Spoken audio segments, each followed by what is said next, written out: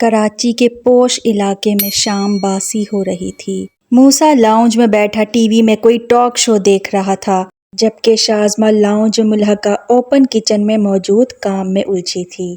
ابا تو مغرب کی نماز کے بعد ہی کھانا کھا لیتے ہیں۔ عنایہ جب وہاں تھی تو مجھے کوئی پریشانی نہیں تھی، لیکن اب ابا کا خیال کون رکھے گا؟ وہ پتیلے میں چمچ چلاتی فکر مندی سے کہہ رہی تھی۔ یہ بات تو ہے، عنایہ کی شادی کے بعد تو وہ مزید تنہا ہو گئے ہیں۔ وہ اس کی تائید کرتے ہوئے ریموٹ سے چینل سرچ کرنے لگا۔ سوچ رہی ہوں کہ رائڈر کے ذریعے انہیں تازہ روٹی بنا کر بھجوا دوں، کیونکہ تندور کی روٹی کھانا وہ خاص پسند نہیں کرتے۔ اوون کا منتخب کیا گیا وقت کا دورانیہ مکمل ہوا تو اس کی مخصوص گھنٹی بجنے لگی۔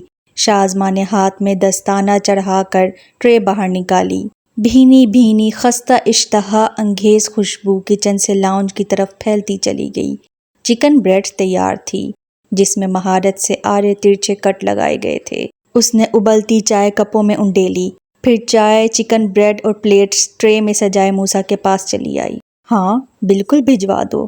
ویسے آج کل کے اس جدید طریقے نے بہت سہولت دے دی ہے، گھر سے کھانا بنا کر بآسانی کہیں بھی بھجوا سکتے ہیں۔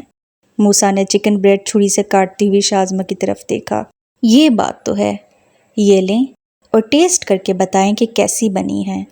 اس نے پلیٹ بڑھائی۔ آپ نے اتنی محنت سے بنائی ہے تو یقیناً بہت مزیدار ہوگی۔ موسیٰ مسکرایا۔ آپ بھی نا پہلے ہی تعریفیں شروع کر دی ہیں۔ شاذمہ لجائی۔ وہ مسکراتا ہوا بریڈ کی بائٹ لینے لگا۔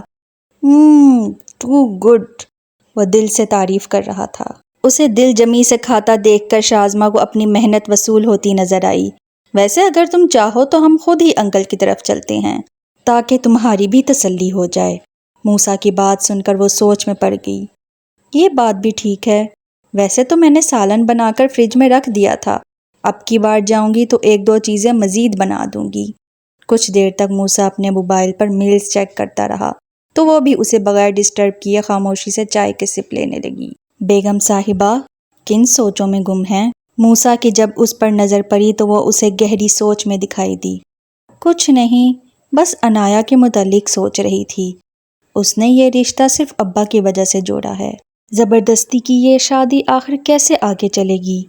کہیں طلال بھائی دل برداشتہ ہو کر کوئی جذباتی قدم نہ اٹھا لیں۔ شاذمہ نے شدید تفکر سے استفسار کیا۔ بے فکر رہو، ایسا کبھی نہیں ہوگا۔ وہ مطمئن انداز میں اسے تسلی دینے لگا۔ آپ اتنا یقین سے کیسے کہہ سکتے ہیں؟ ایک شوہر اپنی بیوی کی بے اعتنائی آخر کب تک برداشت کرے گا؟ صحیح کہہ رہی ہو، ایک شوہر اپنی بیوی کا خراب رویہ زیادہ دیر تک برداشت نہیں کر سکتا، لیکن ایک عاشق کے اندر اتنا حوصلہ ہوتا ہے کہ وہ اپنی پوری زندگی اپنے محبوب کی صرف ایک مسکراہٹ پر وار کر دے۔ اور سر طلال تو سالی صاحبہ کے شدید قسم کے دیوانے لگتے ہیں۔ وہ نگاہیں ٹی وی پر جمائے پاؤں جھلاتے ہوئے مزے سے کہہ رہا تھا۔ آپ کو ایسا کیوں لگا؟ شاذمہ نے ٹٹولنے والے انداز میں موسیٰ کی رائے جاننی چاہی کہ آیا جو اسے نظر آتا ہے وہی چیز موسیٰ نے بھی محسوس کی ہے۔ یہ تھی اداس آنکن کی قسط نمبر 73۔ ملتے ہیں نیکسٹ ایپیسوڈ میں۔ اللہ حافظ۔